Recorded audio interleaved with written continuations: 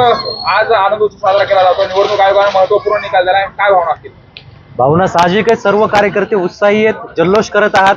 त्याचं कारण पण असं आहे, ज्यावेळेस अजितदादांनी निर्णय घेतला होता देशाचे पंतप्रधान नरेंद्र मोदी साहेब यांच्यासोबत जाण्याचा, त्यावेळेस आमच्या राष्ट्रवादीला अजितदादाचा गट म्हणून असं संबोधलं जात होतं. पण आता संबोधलं जाणार नाहीये, आता राष्ट्रवादी ही अजितदादांची आहे. आणि त्याचं कारण पण असं आहे, जो निवडणूक आयोगाने महत्वपूर्ण निकाल दिला आहे तो लोकशाहीच्या पद्धतीने दिलेला आहे. त्याच्या मागचं सर्वात मोठा विषय असा आहे की अजितदादांसोबत 80% आमदार म्हणजे 40 आमदार हे अजितदादांसोबत आहेत. सर्व जिल्हा अध्यक्ष पैकी 80% जिल्हाध्यक्ष अजितदादांसोबत आहेत, पदाधिकारी अजितदादांसोबत आहेत. त्याच्यामुळे कायद्याने हा निकाल लोकशाहीच्या पद्धतीने दिलेला आहे. आता जे काय म्हणत होते की हा गट आहे तट, हा गट तट नसून आता एक अजितदादांची राष्ट्रवादी एक नव्या प्रकारे पुन्हा उभारत येणार आहे महाराष्ट्रामध्ये. घड्याळ भेटलं तुम्हाला आता?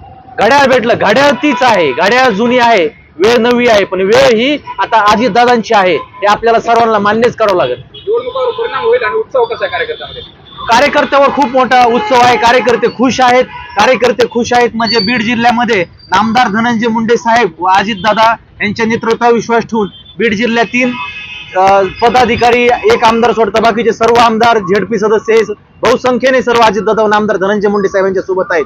येणाऱ्या निवडणुकावर परिणाम होणार नाहीये, तर येणाऱ्या निवडणुकावर अजितदादांची एक लाट येणार आहे, नवी घड्याळ आहे. त्या नव्या घड्याळातून एक नवीन राष्ट्रवादी उभारणार आहे आणि पहिल्यापेक्षा जास्त दुपटीने तिपटीने राष्ट्रवादीचे खासदार व आमदार निवडून येणार आहेत. कशा स्वरूपातला जल्लोष या ठिकाणी केलेला आहे आणि कसं आनंद उत्सव साजरा करतो? आता काही वेळापूर्वी आमच्या कानावर निवडणूक आयोगाचा निकाल त्यावेळेस आला, त्यावेळेस अचानकपणे बीडच्या छत्रपती शिवाजी महाराज चौकात येथे कोणतंही नियोजन नसताना 200-300 कार्यकर्ते शेकडोच्या संख्येने जमले व फटाकडे वाजून एकमेकाला पेढे भरून तोंड गोड करून कार्यकर्त्यांनी उत्साह साजरा केला. हा उत्साह नुसतं पेढे वाटप व फटाकड्यापुरता नसणारे, हा उत्साह सर्वसामान्य तळागाळातून जाऊन ज्या निराधारांना आधार देऊन जनतेची सेवा आम्ही अजितदादाच्या राष्ट्रवादीच्या मार्फत करणार आहोत. आणि तुम्ही याच्या अगोदर पण पाहिलं असेल, मी असन, माझे पदाधिकारी असतील, आम्ही कोविडचं संकट असन, कोणतंही सामाजिक काम असून निस्वार्थी जनतेची सेवा करत आहोत.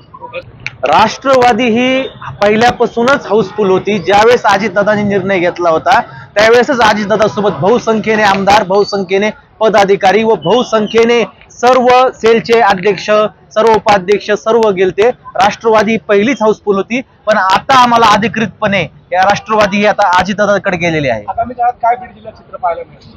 आगामी काळात बीड जिल्ह्याच्या हर मतदारसंघामध्ये ज्या राष्ट्रवादी काँग्रेसला निवडणूक लढवण्याची तिथं जागा मिळत्या, जिथं जिथं राष्ट्रवादी नव्याने उभारी घेईन आणि राष्ट्रवादी ऑलरेडी जिल्ह्यामध्ये नव्या ताकदीने एक उभारलेले आहेच, त्याच्यात काय शंका नाही. राष्ट्रवादी काँग्रेस पक्षाचे